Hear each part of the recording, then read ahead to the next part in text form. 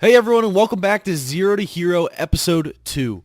Today we're going to be looking at trying to get our dagger build up to Tier 4. Probably going to be running some expeditions or looking for some hidden treasures, and just trying to get our daggers to level 4. As long as we can get that to level 4, we can start working on our tank build as well. With the tank build, I think we're going to be trying to go for a Soul Scythe build, as that's a great engage in ZVZs and other kind of fights. So we're going to be trying to get that daggers to T4, like I said, and that's going to include the leather, the merc helms, and all the leather gear is also going to be leveled up to Tier 4.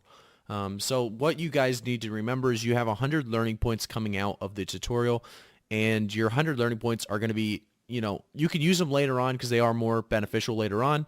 But if you're looking to just get a fast start and you don't have any friends to kind of speed up your progress in the beginning, I would suggest using your learning points to get everything up to Tier 4. At Tier 4, then you can stop using your learning points for the time being. And that's what I'm going to end up doing here is I'm going to use my learning points to speed up the progress. As to get to Tier 4, I'm not going to actually do anything with friends. I'm not going to do anything with the LFG chat in the game. I won't be able to do anything with guild members. I'm pretty much just going to stick to myself because I know a lot of you guys kind of deal with the same thing going through the beginning stages of the game. You guys don't have any friends or anything playing with you possibly. And even if you do, they're probably the same level as you. So you're probably not going to be able to zoom through like I would be able to if I, went around, just starting fresh and starting slow without friends. So what we're doing right now is I'm struggling through the auction house at the Fort Sterling, trying to buy me my leather, all my junk back because I sold it all. In the previous episode, I sold it all. And, now we got the Tier 2, the whole Tier 2 set going. And what we're going to be looking for, it looks like we're looking for a cape and a bag as well. As we get the Tier 2 cape, pretty cheap for the Tier 2 cape and the Tier 2 bag. So no problems there. We're going to be at 907 silver, really low in silver right now. So we basically need to make sure we don't make a stupid mistake by going into black zone or something and dying because that's going to slow my progress down a ton. The one thing you're going to realize because of some of you guys going a gathering build to make your money, you're going to be set because you're going to have a way to make the money back you lose. As going a build like I am, I'm not going to really have anything I can really do to make money back if, I have to restart my progress at, at 1,000 silver and I don't have any, items in the bank. It's going to be a rough, way to get back into it. So right here, we're going to be looking at the expeditions. Expeditions is one way you can make a little bit of silver and a little bit of fame. It's nothing special, but in the beginning, it's not bad because you can get that 1,000 silver bonus as well. So you actually get 2,000 silver for completing that Tier 3 solo.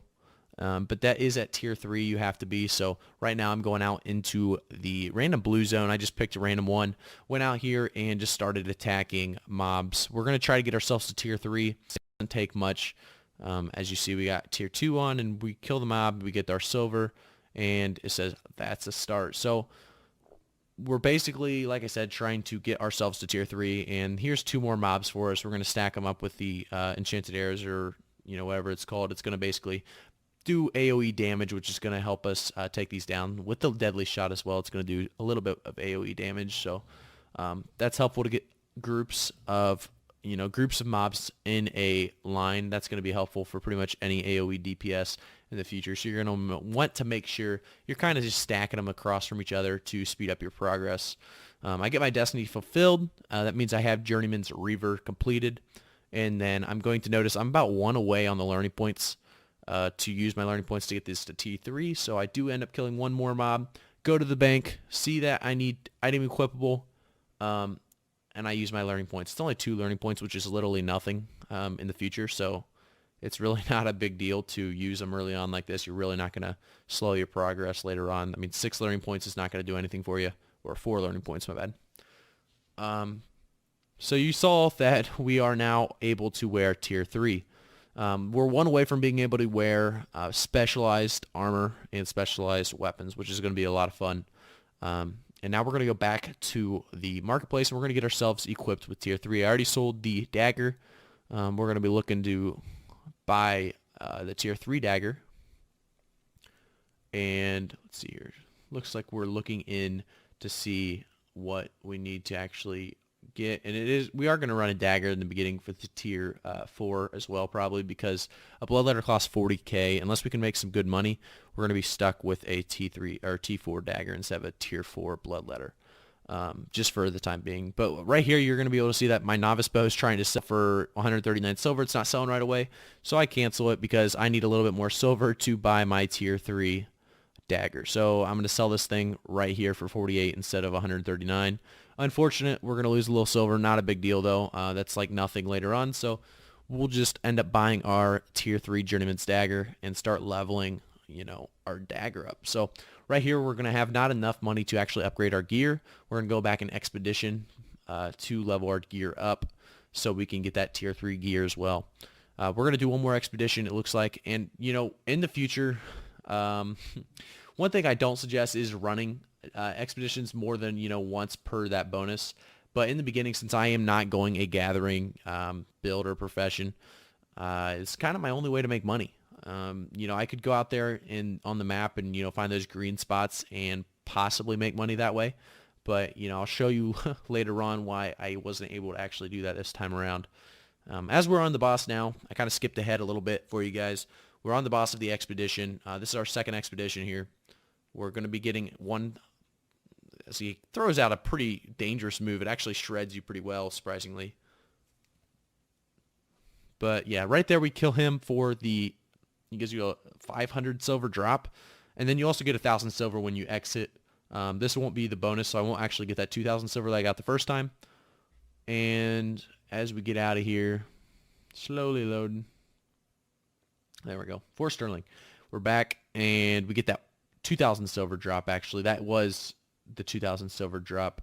I said that wrong the whole time, but we did get the 2,000 silver. We're going to be at 3,151, and we're actually going to be able to see that at tier 4 or tier 3. That was the first expedition, so you're going to be able to see that I actually am not able to get my second expedition bonus until that 15-hour mark. Sorry about confusing you guys there for a second.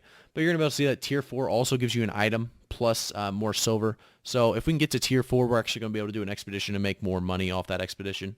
Right here, we're going to try the famous strategy of looking for treasure chests or hidden treasures in the black zone. So the first thing we did is we looked around to see, what's the safest black zone area. What's basically the farthest away from Carleon's black zone spots. I ran out here for probably 20 minutes, 15 minutes. Didn't find a single hidden treasure. I'm not going to show you guys the whole thing, but I'm just going to speed through probably the first 5-10 minutes of that search for a hidden treasure. I went all over the map. I even zoned to a different zone. Couldn't find any hidden treasure. I don't know what was going on. I usually get pretty good luck with that. So that was probably one of the most unfortunate things for me because silver is going to be a big deal in the beginning here. As I'm leveling pretty quickly, I'm already going to be on tier 3. I'm kind of setting up a LFG chat group real quick. I took out the trade chat group and made it so Whispers and LFGs kind of come into this channel. So in the future, when I get to tier 4, tier 5, I will be doing dungeons. So I just kind of set that up for prior to that need of it. So right here, I'm like, okay, let's go to a green dungeon out here in the wilderness. We tried it with that solo 30-minute challenge, and they're not terrible, and they have a little bit better fame than expeditions. So I run out here, and I'm already seeing people left and right. So I'm kind of worried that, this dungeon's probably already taken because, you've got players all around on the outskirts. So I decide to hop on in. And you guys got to remember, by the way, a lot of these strategies have changed over time because, there's a lot more people actually playing at this point in time from compared to when I started playing. I started playing these early stages right before free-to-play, came out. So that's when I started playing, and there was not near as many people running around, obviously. So that's going to be, a big reason why this change is kind of, screwing me up here in this start, trying to understand and trying to learn from what is the new meta for starting the beginners. What's the beginner's new guide, I guess? What's the best way to level up? And we're going to kind of see that there's a lot of different ways to do it, but, none of them are perfect. So right here, we ended up obviously finding another guy doing the same dungeon. He killed the same boss. These guys all spawn on us, which is fine. He's actually a healer, so it would have been great to party up with him, but I'm trying not to party up right now. So right here, he's actually throwing me some heals, which is nice, but I don't really need them. We're going to take these out real quick and get some decent fame and a little bit of better silver than an expedition would give you. So that's always a good thing. But we're back to the expeditions, and we're going to do our second expedition now. This is where I got it mixed up earlier.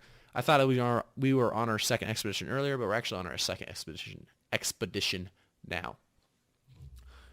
As we're on the boss here for the second expedition, we're going to be just trying to, well, obviously I didn't dodge anything there. Occasionally you'll notice I don't dodge something, and that may be because I'm in a safe spot and I'm not worried about a death.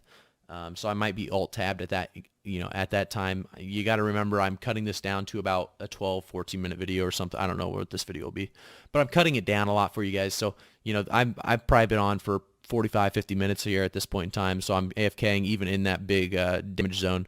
But you got to remember we're in a safe spot, so taking that kind of damage won't be a big factor. I get 702 fame for that kill, which is going to be a nice chunk, and that's always going to be the nice part of expeditions, that final kill.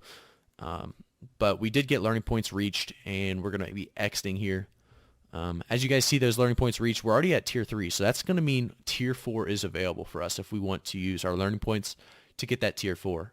As we load out slowly again, we're going to get to Fort Sterling.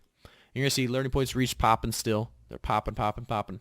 And we're going to get that 1,000 silver, which is nothing special. 1,000 silver at this point in time is not special. 2,000 silver at that point in time early on in the video was actually pretty decent. It was pretty useful, But here we're going to do learning points on all of the, possible learning points. We're going to see the Depth Reavers pretty close to available to us, and that's going to be a big deal because we're actually going to be able to bump up our expeditions to tier 4 or even a group tier 4, which is going to give us even more silver.